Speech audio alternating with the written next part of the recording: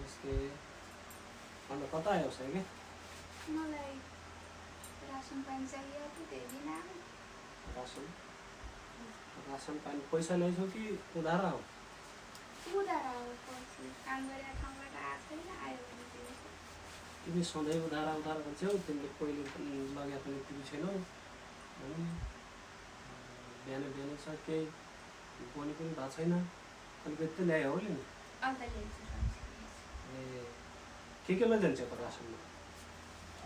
चामल लैजान्छु। चामल दुई थरीको छ हेर, एउटा सस्तो खालेको छ, एउटा महँगो खालेको छ।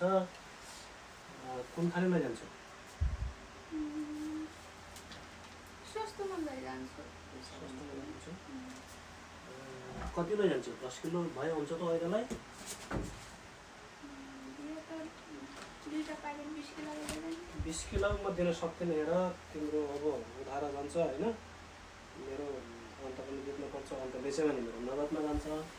तिमीलाई उधार दिइनँ, मेरो लगानी मात्रै फस्ने हो होइन। त्यही भएर अब अहिले 10 किलोको लैजाऊ, अनि जति ल्याइछौ पैसा अहिले देऊ, अनि पछि सबै एकमुष्ट तिर है, नत्र हुन्न होइन। चामल एउटा 10 किलोको एउटा लैजाऊ है, ल सस्तो खालको छ। अनि अरू यति भयो हुन्छ? तेल पनि लैजान्छु, तेल पनि छिटो आउँछ।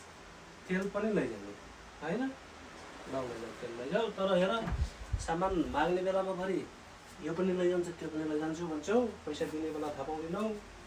अनि काम गरेर ठाउँबाट आयो भने म हजुरलाई पैसा दिन्छु। काममा लागेछौ? कहाँ गर्छौ काम तिमी? पारी रिक्टा बसे जेठा बाजे सानो छोरा। ए ठिकै छ। कति भयो काम गरेर लाग्यो? पैसा आउने बेला भयो कि भएन? महिना पुग्यो छैन, अब महिना पुग्ने 5-6 दिन बाँकी छ, आउने बित्तिकै दिन्छु। ए त्यही त अब तिमीहरूले पनि उधार लग्ने, उधार लगेर पुरानो तिर्ने, नयाँ लग्ने गरेपछि हामीलाई पनि सजिलो हुन्छ।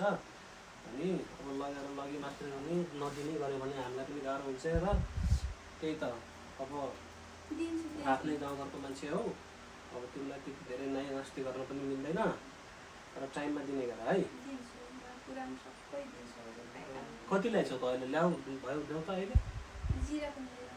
जिरा पनि लग्ने नि, तिमीहरूलाई फेरि मिठो मिठो पनि खानु पर्छ क्या नि।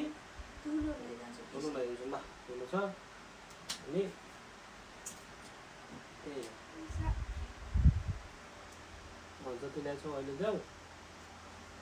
यो पखमा तिम्रो हिसाब हेर्छु है त।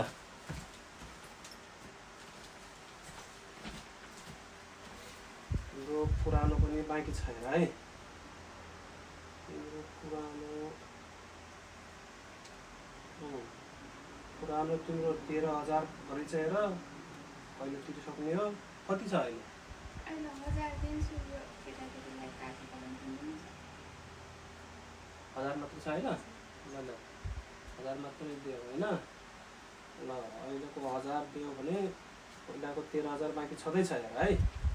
अनि आजको 1000 दियो भने अब बाँकी रह्यो 1700 है। ल अब कहिले ल्याइदिन्छौ बहिनी?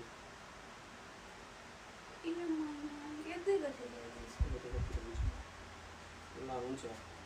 पैसा आयो भने फेरि अर्को बाटो हिँडेर अर्का दोकानमा गएर ल्याउने होइन हेर।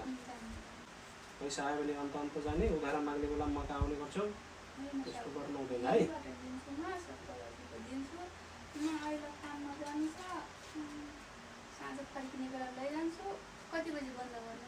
म साँझसम्म हुन्छु, फर्किने बेला आएर बसेर लैजा है। ल ल नमस्कार। हुन्छ ल।